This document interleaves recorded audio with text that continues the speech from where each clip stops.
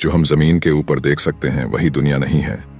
सवाल ये है, क्या तुम जमीन के नीचे वाली दुनिया का सच जानने के लिए तैयार हो? रामनगर के बाहरी इलाके में एक मेगा प्रोजेक्ट के तहत नई मेट्रो लाइन की खुदाई चल रही थी। यह प्रोजेक्ट शहर के विकास के लिए बहुत जरूरी था, इसीलिए सैकड़ों मजदूर दिन रात खुदाई में लगे हुए थे। रामू, जो इस प्रोजेक्ट का सबसे अनुभवी मजदूर था, अपने साथियों के साथ जमीन में 80 फीट नीचे खुदाई कर रहा था। सब कुछ सामान्य लग रहा था जब अचानक ड्रिल मशीन जोर से अटक गई। मशीन से चिंगारियां निकलने लगीं और एक भारी धमाके के साथ जमीन का एक हिस्सा धंस गया। अरे संभल के! रामू चिल्लाया, लेकिन तब तक 3 मजदूर गड्ढे में गिर चुके थे। जब रामू और उसकी टीम ने नीचे झांका तो जो देखा उस पर विश्वास करना मुश्किल था। वहां एक अंधेरी सुरंग थी, लेकिन अंदर से हल्की नीली रोशनी आ रही थी, जैसे कोई दूसरी दुनिया अंदर बसी हो। रामू ने अपनी टॉर्च निकाली और रस्सियों की मदद से नीचे उतरने का फैसला किया। उसके साथ 2 और मजदूर, रघु और इमरान, भी उसके पीछे गड्ढे में कूद गए। नीचे उतरते ही उन्होंने देखा कि दीवारों पर अजीब आकृतियां बनी हुई थीं, जैसे कोई प्राचीन भाषा। ये कैसा अजीबोगरीब इलाका है? इमरान ने फुसफुसाकर कहा। सामने एक पत्थर का दरवाजा था जिस पर रक्तलाल रंग से अजीब चिन्ह बने हुए थे। रामू ने दरवाजे को छुआ और जैसे ही उसने हल्का धक्का दिया, दरवाजा अचानक खुद ब खुद खुल गया। जैसे ही दरवाजा खुला, भीतर से एक ठंडी हवा का झोंका आया और सबके रोंगटे खड़े हो गए। अंदर घुप अंधेरा था, लेकिन फर्श पर हल्की नीली रोशनी चल रही थी, जैसे किसी ने उसे सदियों पहले जादू से रोशन किया हो। रामू, रघु और इमरान हिम्मत करके अंदर गए। जैसे ही उन्होंने अंदर कदम रखा, उनके पीछे दरवाजा खुद ब खुद बंद हो गया। अब हम वापस कैसे जाएंगे? रघु घबरा कर बोला। अचानक अंधेरे में 2 चमकती आंखें नजर आईं। कौन हो तुम? एक गूंजती हुई आवाज आई। रामू ने टॉर्च उस दिशा में घुमाई और जो उन्होंने देखा उसने उनके होश उड़ा दिए। एक अजीब जीव उनके सामने खड़ा था। वह इंसानों जैसा था, लेकिन उसकी त्वचा धातु की तरह चमकदार थी, आंखें पूरी तरह काली थीं और उसके शरीर से नीली रोशनी निकल रही थी। हम मजदूर हैं, हम यहां गलती से आ गए, रामू ने कांपती आवाज में कहा। वह अजीब प्राणी कुछ पल चुप रहा, फिर उसने कहा, तुम्हें यहां नहीं आना चाहिए था, अब कोई रास्ता नहीं बचा। अब क्या होगा? क्या रामू और उसकी टीम इस अनजान दुनिया से बाहर निकल पाएगी? रामू, रघु और इमरान सदमे में खड़े थे। सामने खड़ा रहस्यमयी प्राणी इंसानों जैसा था, लेकिन फिर भी अलग। तुम लोग कहां से आए हो? वह अजीब प्राणी गहरी आवाज में बोला।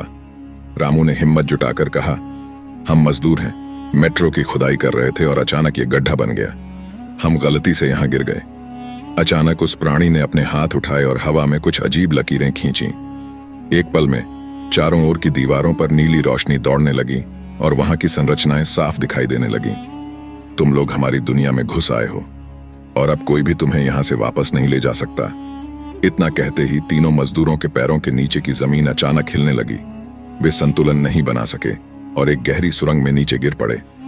रामू, रघु और इमरान को होश आया तो उन्होंने खुद को एक बड़े कांच के पिंजरे में कैद पाया।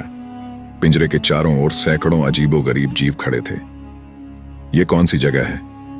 इमरान ने डरते हुए कहा। तभी एक और प्राणी वहां आया, लेकिन वह बाकियों से अलग दिखता था। उसकी आंखें लाल थीं और उसकी पोशाक राजा जैसी लग रही थी। तुम इंसानों ने फिर से हमारी दुनिया में घुसने की गलती की है, उसने गुस्से में कहा। रामू ने हिम्मत करके पूछा, हमने गलती से यहां कदम रखा है, हमें जाने दो। वह प्राणी ठहाका मारकर हंसा। तुम्हें कोई नहीं बचा सकता। हजारों साल पहले भी तुम्हारे जैसे इंसानों ने हमें धोखा दिया था और अब हम इंसानों की दुनिया पर कब्जा करेंगे। तभी पिंजरे के पास एक बूढ़ा प्राणी आया जो बाकी लोगों से अलग लग रहा था। उसने धीरे से कहा, अगर तुम्हें जिंदा वापस जाना है तो सुनो, इस शहर के नीचे एक गुप्त सुरंग है जो सीधे तुम्हारी दुनिया से जुड़ती है, लेकिन उसके रास्ते में वो चीज है जिससे बचना नामुमकिन है। कौन सी चीज?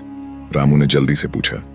बूढ़े ने कांपती आवाज में कहा, राक्षस, वो जो इस जगह का असली मालिक है। इमरान के चेहरे पर डर साफ नजर आ रहा था। क्या सच में इस जगह के नीचे कोई राक्षस था? बूढ़े प्राणी ने धीरे से कहा, अगर तुम्हें बचना है तो इस शहर के सबसे पुराने मंदिर की तह तक जाना होगा। वहां एक गुप्त दरवाजा है, लेकिन याद रखना, अगर राक्षस जाग गया तो कोई भी जिंदा नहीं बचेगा। रामू ने गहरी सांस ली और कहा, हम तैयार हैं, हमें वहां ले चलो। बूढ़े ने धीरे से पिंजरे का लॉक खोला और तीनों को बाहर निकाल दिया। वे धीरे धीरे गुप्त सुरंग की ओर बढ़ने लगे, लेकिन तभी पीछे से एक भयानक गूंज उठी। कौन मेरी नींद में खलल डालने आया है? पूरा शहर हिलने लगा। चारों ओर भगदड़ मच गई। राक्षस जाग चुका था। जैसे ही तीनों ने पीछे देखा, उनके पैरों तले जमीन खिसक गई। एक भीमकाय काली आकृति अंधेरे से निकल रही थी। उसकी आंखें आग जैसी जल रही थीं और उसके पंजे इतने बड़े थे कि एक ही वार में किसी भी चीज को कुचल सकते थे। तुम इंसानों को जीने का कोई हक नहीं। राक्षस गर्जा और बिजली की गति से उनकी ओर बढ़ा। रामू, रघु और इमरान जान बचाने के लिए दौड़ पड़े।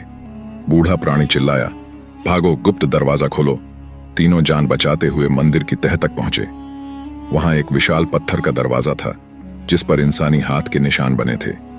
ये कैसे खुलेगा? इमरान घबराकर बोला। रामू ने हिम्मत जुटाकर अपना हाथ दरवाजे पर रखा और अचानक पूरी जगह नीली रोशनी से भर गई। दरवाजा धीरे धीरे खुलने लगा, लेकिन पीछे से राक्षस उनके और करीब आ चुका था। अगर यह दरवाजा बंद हुआ तो हम हमेशा के लिए यहां फंस जाएंगे, रघु चिल्लाया। तीनों ने अपनी पूरी ताकत लगाकर छलांग लगाई और जैसे ही वे बाहर निकले, दरवाजा खुद ब खुद बंद हो गया। वे तीनों अब फिर से इंसानों की दुनिया में थे, लेकिन उनकी सांसें फूल रही थीं। अगर आपको यह कहानी पसंद आई हो तो कृपया सब्सक्राइब करें। आपकी सपोर्ट हमें और शानदार कहानियां बनाने के लिए प्रेरित करती है। धन्यवाद।